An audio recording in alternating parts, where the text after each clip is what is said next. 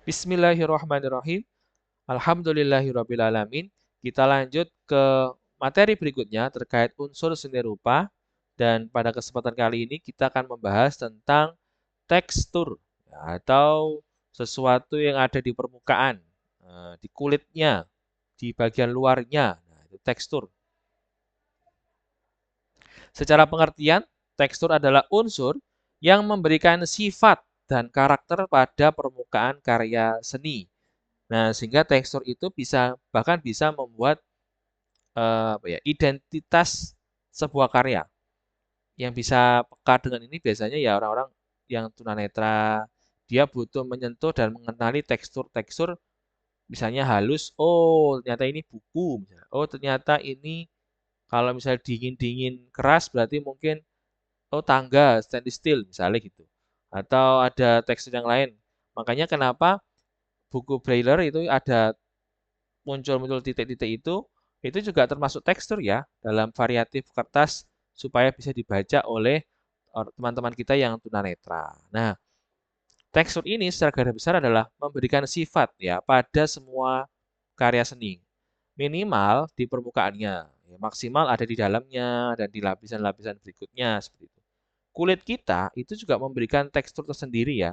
Entah itu kulitnya licin, halus, lembut, atau kasar itu akan memberikan sifat-sifat pada diri kita bahwa misalnya kalau keras, dia pekerja keras misalnya. Kalau halus, oh dia merawat diri dengan baik.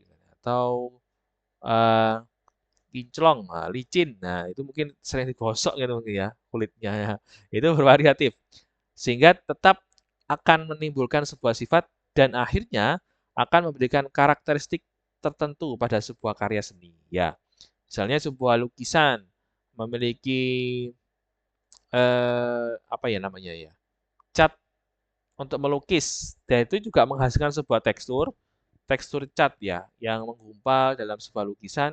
Nah, dengan seperti itu akan memberikan karakteristik tersendiri pada lukisan tersebut. Contoh misalkan ada ini, lukisan sebuah jeruk.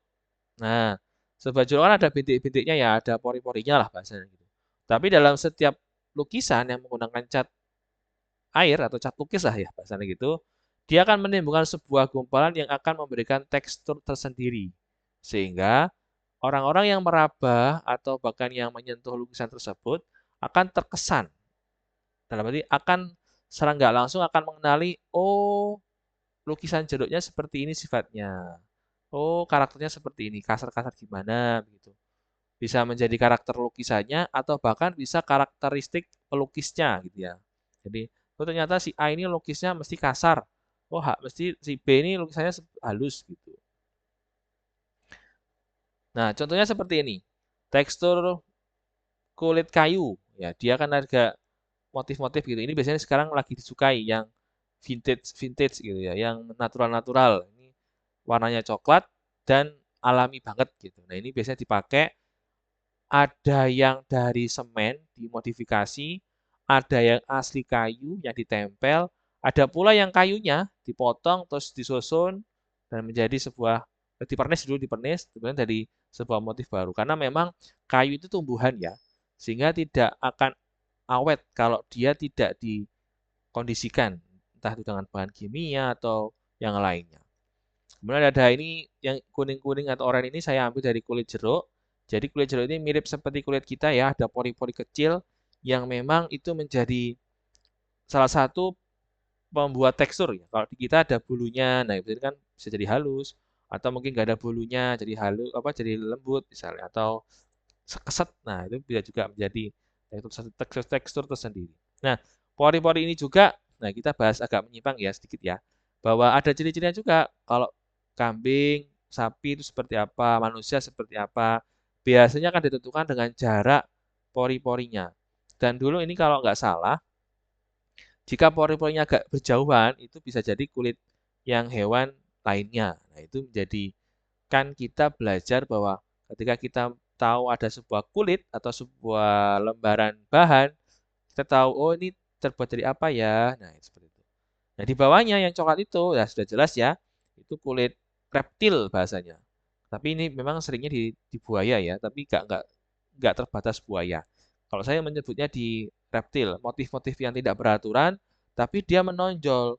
Ada pola yang terbentuk, cuman nggak semua dapat. Nah, di dunia industri perkainan, ya ini kalau kita bahas tentang kain, motif ini sudah dimodifikasi, jadi dicetak gitu. Jadi disengaja. Kalau buaya atau mungkin reptil yang lainnya kan tercipta secara alami dengan tumbuh kembangnya hewan tersebut. Tapi kalau sekarang karena memang dibutuhkan di dunia fashion dan tidak boleh membunuh bahasanya ya, tidak boleh mengembangbiakan secara ilegal hewan-hewan reptil sehingga kulitnya itu dimodifikasi di sebuah kain yang dicetak secara buatan. Tapi polanya dibuat mirip, jadi nggak beraturan, besar kecilnya nggak sama, posisinya beda-beda, sehingga itu akan menjadi tekstur tersendiri. Nah, ini juga masuk tekstur ya. Tekstur kita bisa sebut tekstur reptil gitu aja wis. Dan yang terakhir ada tekstur kayu tapi ini halus, lembut. Yang biasanya dibuat untuk lantai, kadang sekarang juga ngetren dibuat untuk tembok, jadi temboknya dibuat apa dikasih tekel gitu ya. Nah, itu bisa sehingga ada motif-motif silau ketika dikasih lampu, ketika dibersihkan juga mudah karena memang licin awalnya dan ketika dikasih air atau bahkan dipel itu bisa jadi keset. Nah, itu menjadi sebuah tekstur tersendiri bahwa nanti akan menentukan sifatnya juga.